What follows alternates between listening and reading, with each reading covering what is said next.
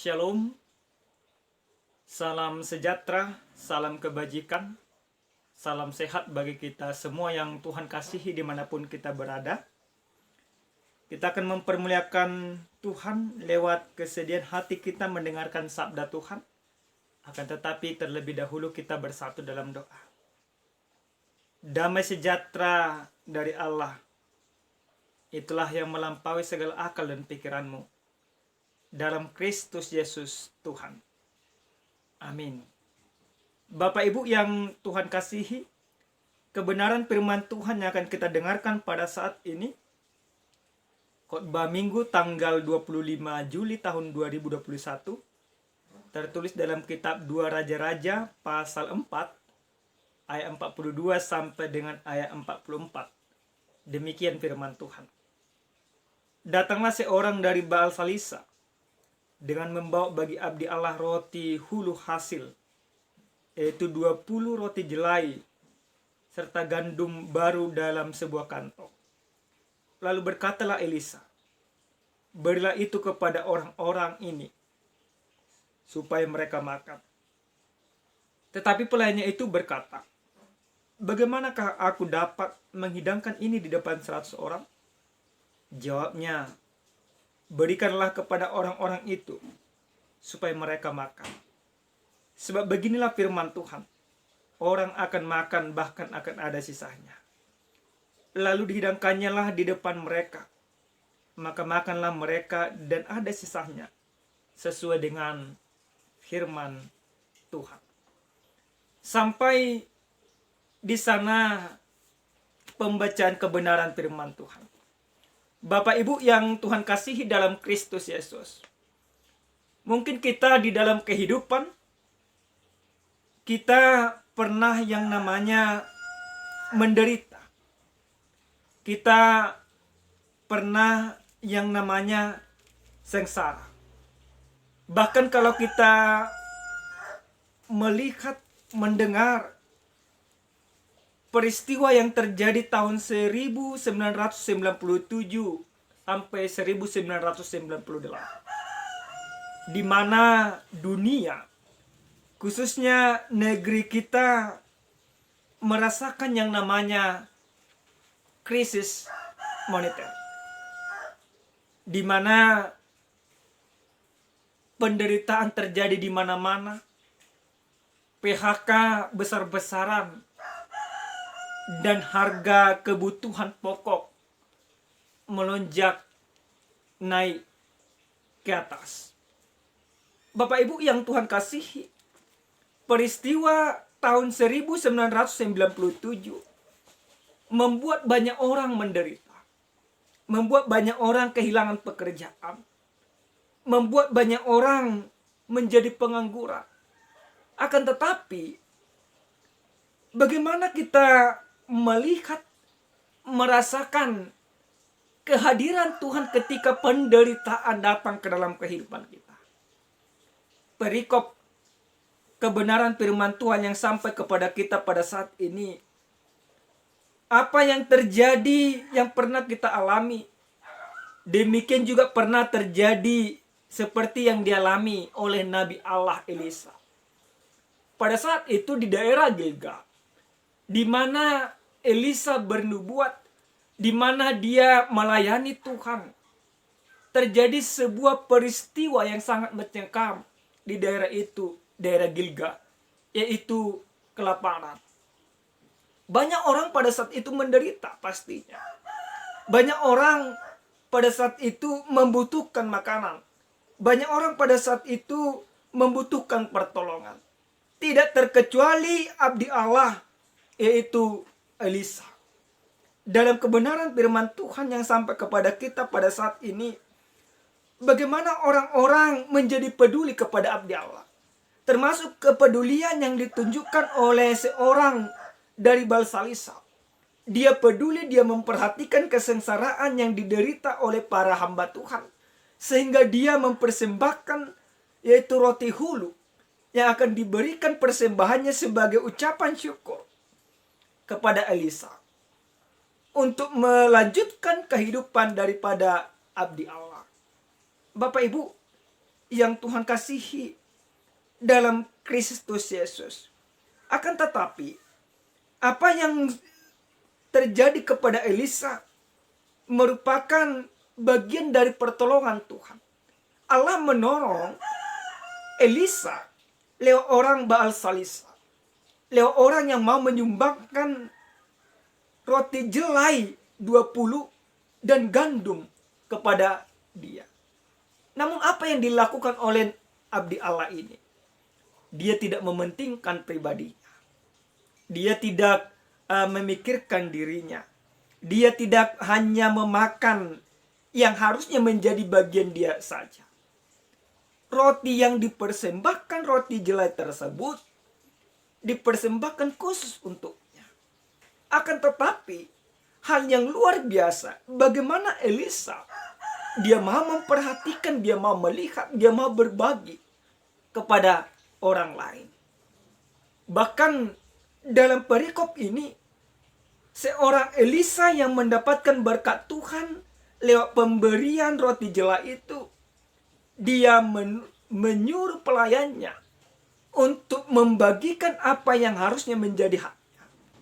Ini menjadi begitu menarik, Bapak Ibu jemaat Tuhan.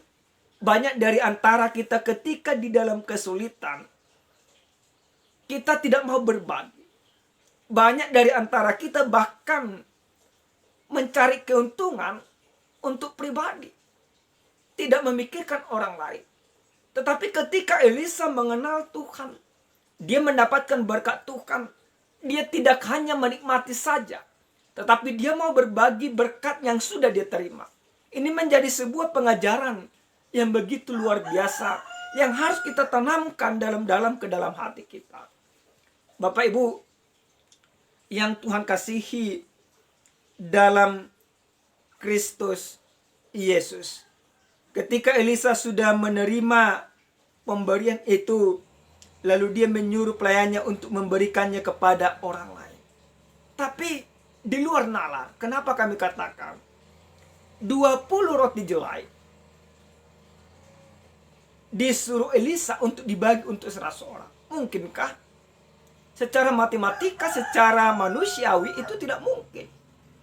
Makanya ketika Elisa menyuruh hambanya untuk membagikan 20 roti jelai untuk 100 orang, maka ada ketakutan tersendiri yang dirasakan oleh hambanya. Dia mengatakan bagaimana mungkin untuk membagikannya, untuk memberikan makan 100 orang. Itu tidak mungkin. Tapi apa yang dikatakan oleh Elisa? Dia katakan, sebab beginilah firman Tuhan, orang akan makan, bahkan akan ada sisanya. Ini sebuah iman yang sungguh-sungguh luar biasa yang dipertunjukkan oleh Elisa. Secara manusiawi, 20 roti jelai tidak mungkin bisa dibagi untuk 100 orang. Tetapi secara iman, apa yang kelihatan mustahil bagi Tuhan tidak mustahil. Lalu dengan penuh keheranan, ketakutan, kecemasan, kebimbangan, pelayan daripada Elisa membagikan sesuai dengan suruhan daripada Elisa. Apa yang dia lakukan sesuai dengan suruhan Elisa. Dan apa yang terjadi? Yang terjadi adalah semuanya mendapat bagian kenyang, bahkan ada sisanya. Nah, Bapak Ibu yang Tuhan kasih dalam Kristus Yesus, ini mengingatkan kita kepada peristiwa yang dilakukan oleh Yesus dalam kitab Injil. Bagaimana Yesus mampu memberikan makan 5.000 orang dengan mengandalkan 2 ikan dan 5 roti. Mujizat terjadi.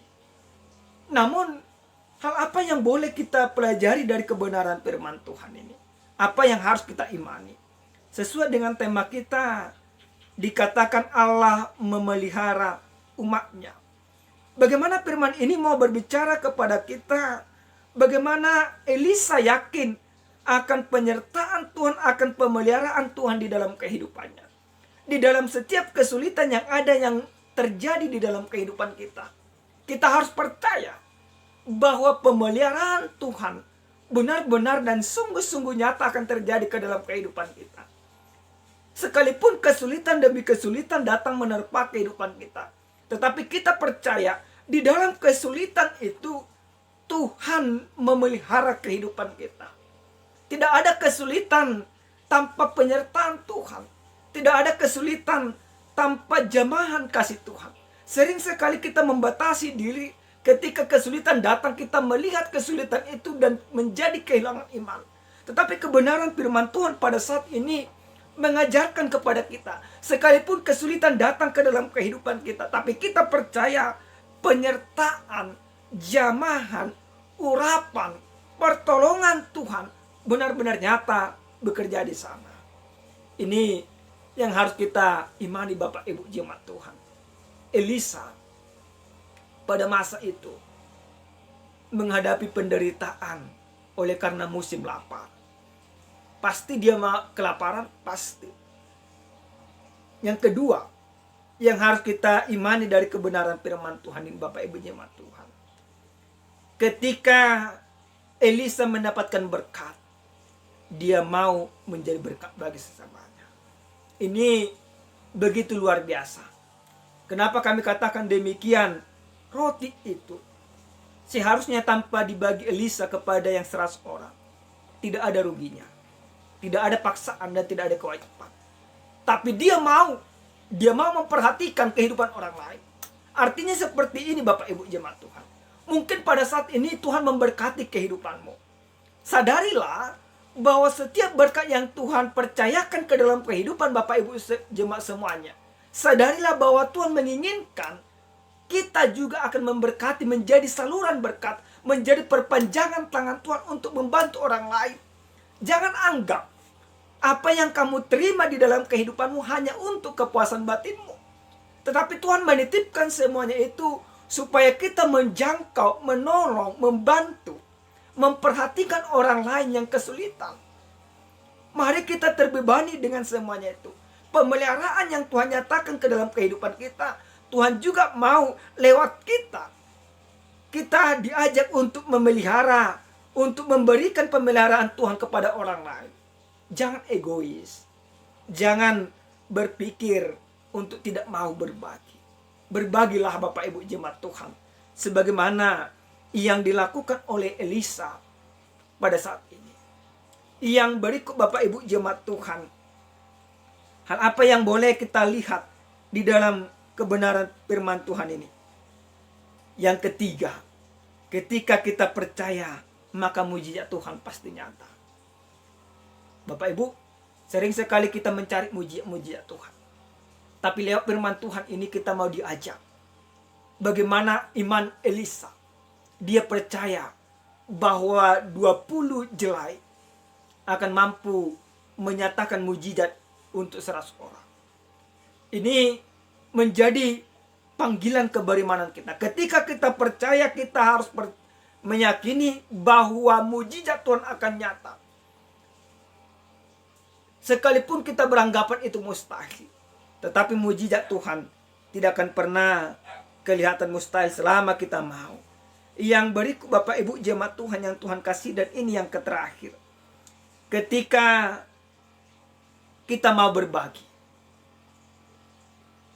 ada sukacita yang harus